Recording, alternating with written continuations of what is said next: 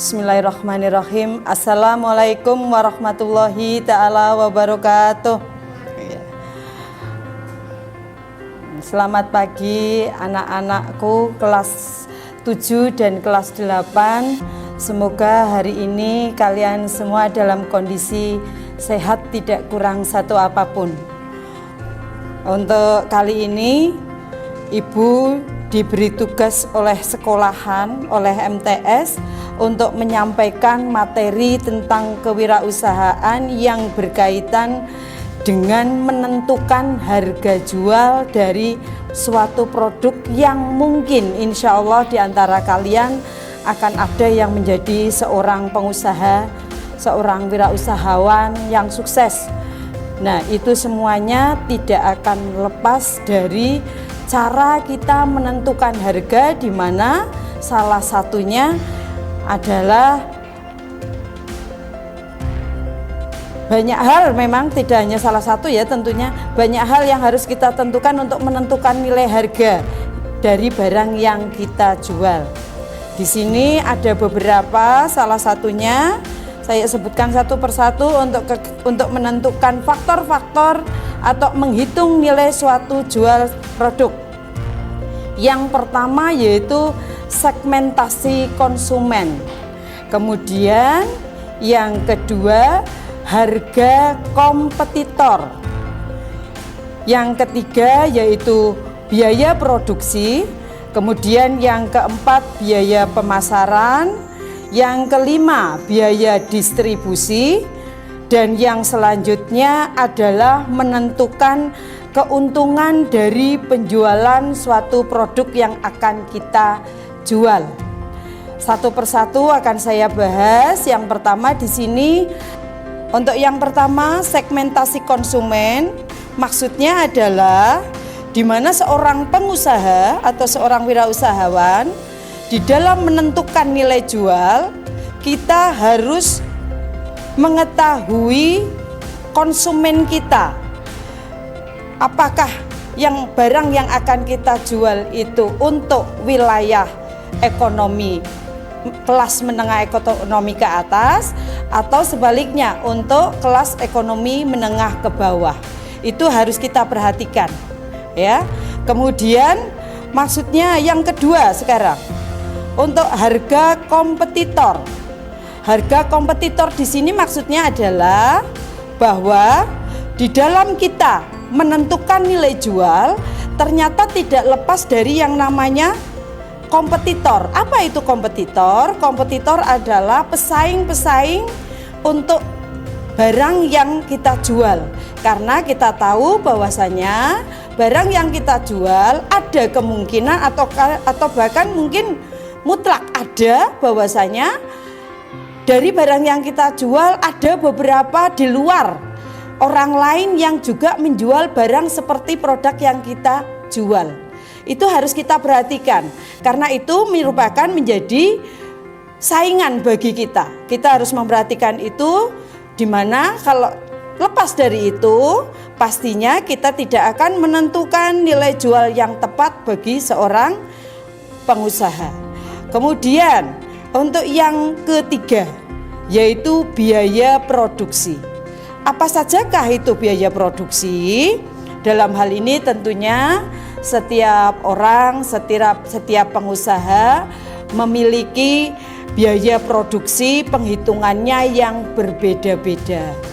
Ada yang menentukan biaya produksi mungkin diantaranya ya satu ya dari mulai bahan yang digunakan, kemudian dari tenaga kerja, kemudian dari barang-barang yang kita gunakan, karena kita tahu bahwasanya barang yang kita gunakan di dalam proses usaha itu juga lambat laun akan mengurangi kerusakan. Kalau mengalami kerusakan, tentunya dalam hal ini juga seorang pengusaha harus memperhitungkan supaya kelak barang yang kita pakai untuk melakukan usaha tersebut pada saat rusak bisa kita ganti. Karena kalau tidak memperhatikan itu, pada saat rusak kita akan kesulitan lagi untuk membelinya. Nah, anak-anak, yang seperti itu harus kita perhatikan ya, karena besok siapa tahu di antara kalian ada yang menjadi seorang pengusaha. Ya, biasanya kalau orang-orang di sekeliling kita, pengusaha-pengusaha yang katakan yang memproduksi barang-barang kecil ya, atau mungkin yang kalian lihat di sekeliling kita itu hanya menjual sesuatu, itu biasanya tidak akan memperhitungkan hal-hal tersebut. Padahal ada saatnya barang-barang tersebut yang kita gunakan di dalam proses produksi akan mengalami kerusakan. Nah, itu juga harus diperhatikan ya.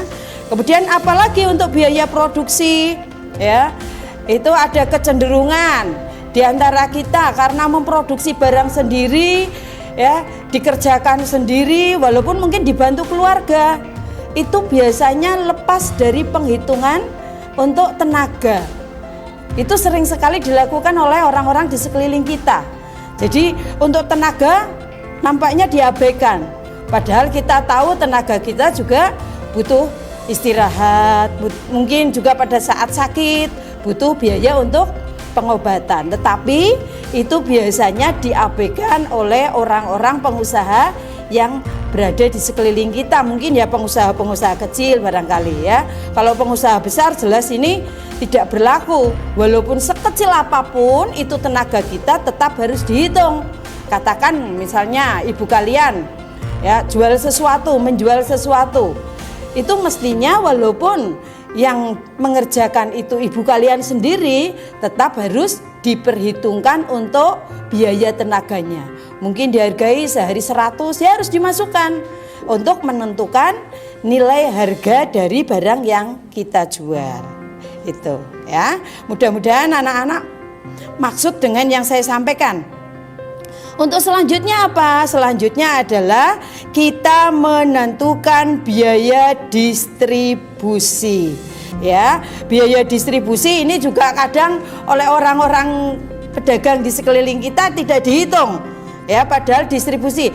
Mungkin di antara kalian ada yang tidak tahu atau belum tahu atau lupa. Apa itu distribusi? Distribusi sering mendengar tapi kita lupa istilah itu. Ya, distribusi itu berarti mengeluarkan sesuatu dari suatu tempat atau mungkin seorang pengusaha ke tempat penjualan yang mungkin ya, kita misalnya saya ya menjual sesuatu tapi kok tidak dijual saya sendiri ke pasar, berarti harus dititipkan ke orang dari rumah saya ke tempat yang dititipkan, itu namanya biaya distribusi. Itu juga semestinya harus kita perhatikan ya. Jadi kepada anak-anak, kelak kalian menjadi seorang pengusaha yang seperti itu jangan sampai diabaikan ya. Kemudian yang selanjutnya lagi yaitu biaya pemasaran ya. Biaya pemasaran itu ya kembali lagi kalau saya cerita di sekeliling kita, karena mungkin kalian baru melihatnya di sekeliling kita ya, belum sampai ke pengusaha-pengusaha yang sekelas mungkin apa ya, biasanya kalau pengusaha besar sudah bukan wilayah-wilayah kita lagi ya, kelas kita masih yang ada melihatnya ya seperti kalian melihat pedagang-pedagang di depan MTS kita ya, jualan cilok, jualan apa saja itu ya di depan, ya itu jelas mereka membuat sendiri, dijual sendiri, dipasarkan sendiri, semuanya dikerjakan sendiri. Bagaimana cara mengambil untungnya? Akhirnya mengambil untungnya simpel, hanya pokoknya pada saat dijual ada sisa uang dari hasil yang kita keluarkan, itu namanya untung. Nah itu yang seperti itu mestinya diabaikan, jangan ditiru, karena itu sebenarnya sebuah kesalahan. Tetapi mungkin karena orang-orang kita masih sangat rendah menyikapi tentang bagaimana menjadi seorang pengusaha yang sukses, ya cukup hanya untuk bisa makan, bisa untuk biaya kalian sekolah mungkin, akhirnya yang seperti itu dianggap untung, padahal itu perlu harus kalian belajar lagi. Keuntungan itu tidak hanya didapat dari kelebihan sisa kita modal, itu tidak ya, karena tadi harus ada biaya kaitannya barang-barang yang kita gunakan, ya. Kemudian bagaimana kita memasarkan. Mungkin hanya dari rumah kita ke pasar membutuhkan bensin, itu juga sebenarnya harus dihitung. Tetapi terkadang itu kita lupakan. Ya, jadi anak-anak mohon kalau kalian kelak mau menjadi pengusaha apapun, sekecil apapun, ya, itu harus diperhatikan. Kemudian yang terakhir yaitu mengenai menentukan keuntungan. Bagaimana kita menentukan keuntungan dari barang yang kita jual. Masalah menentukan keuntungan tentunya ini kembali kepada pengusaha masing-masing. Mau mengambil 100% apa boleh, Bu? Boleh kalau memang memungkinkan. Tapi kita harus memperhatikan tadi ada yang namanya kompetitor, ada yang namanya pesaing. Kalau kita mengambil 100%, pastinya di situ akan terlihat sekali harganya terlalu tinggi. Mampu nggak harga barang yang kita jual terlalu tinggi dengan pesaing-pesaing atau pedagang-pedagang yang lain? Itu harus diperhatikan, ya. Jadi di dalam menentukan keuntungan atau menentukan hasil penjualan kita, itu semuanya terserah. Akan tetapi yang perlu diperhatikan yang pasti tadi, ada nggak pesaing yang bisa kita perlakukan untuk supaya barang kita kok kita mengambil untung tinggi tetapi tidak masalah, tetap laku. Bagaimana? Nah, itu yang harus diperhatikan salah satunya. Jadi masalah keuntungan mau berapapun seorang pedagang, ya, harus tetap memperhatikan yang namanya pesaing-pesaing dari usaha yang mungkin ada di sekeliling kita. Kemudian berarti secara global bagaimana untuk kaitannya, faktor-faktor apa sajakah yang menentukan nilai jual atau keuntungan apa sajakah yang akan dapat kita peroleh dari penjualan kita. Ya, saya ulangi lagi, tadi ada segmentasi konsumen, ada harga kompetitor, ada biaya produksi, ada biaya pemasaran, ada biaya distribusi, dan yang terakhir adalah menentukan keuntungan dari penjualan produk yang kita tawarkan kepada konsumen. Akan tetapi pesan saya kepada anak-anak, terlepas dari yang tadi saya sampaikan, bahwasanya kita tahu, ya, sekalipun kita berdagang, kita sekalipun berusaha atau usaha apapun, kalau tadi saya bicara tentang mungkin dagang, kita harus tahu bahwasanya usaha itu tidak hanya lewat dagang saja. Ada usaha-usaha jenis lain, tetapi semuanya kembali kepada tadi faktor-faktornya tetap itu, ya. Nah, untuk bagaimana sebaiknya seorang muslim yang menjadi seorang pengusaha, ya, kalau dagang ya mungkin jangan terlalu pelit. Contohnya apa yang tidak terlalu pelit? Gampang hitungannya, ya. Misalnya ini kalau bu guru belanja ke pasar misalnya, ya, kalau pedagang yang baik, ya, anggap saja nilai apa yang kita lakukan ya diniatkan sedekah jadinya. Kadang bu guru misalnya belanja 21.000, sama pedagangnya baik banget. Yang pertama, ya, saya cuma disuruh bayar 20.000.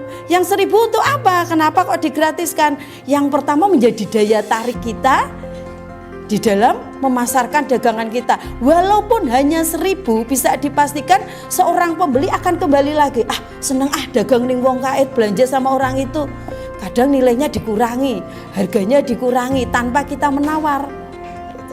Tapi kadang ada orang yang kok tidak mau, pokoknya kudu sakmene ya kudune bayar sakmene. Insya Allah itu malah justru tidak akan membawa keberkahan kepada kita. Jadi pesan saya, apapun usaha kita, ya, hal-hal yang seperti itu sebagai orang muslim khususnya perlu kita perhatikan ya, jangan terlalu pelit dengan harga. Mungkin kita menunjukkan dulu berapa yang harus kita bayar, tetapi dengan cara kita memberikan potongan harga mungkin walaupun sedikit sekali, itu akan salah satu daya tarik pembeli untuk mau membeli barang dagangan yang kita jual. Nampaknya itu yang bisa saya sampaikan untuk kali ini.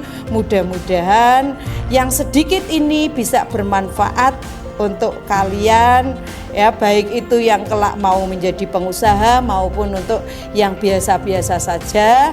Anggaplah ilmu yang sedikit ini bermanfaat untuk kalian insya Allah. Terima kasih atas perhatiannya. Saya akhiri. Wassalamualaikum warahmatullahi taala wabarakatuh.